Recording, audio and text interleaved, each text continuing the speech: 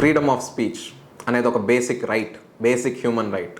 ఎటువంటి భయం లేకుండా ఒకరి ఒపీనియన్స్ని షేర్ చేసుకోవడమే ఫ్రీడమ్ ఆఫ్ స్పీచ్.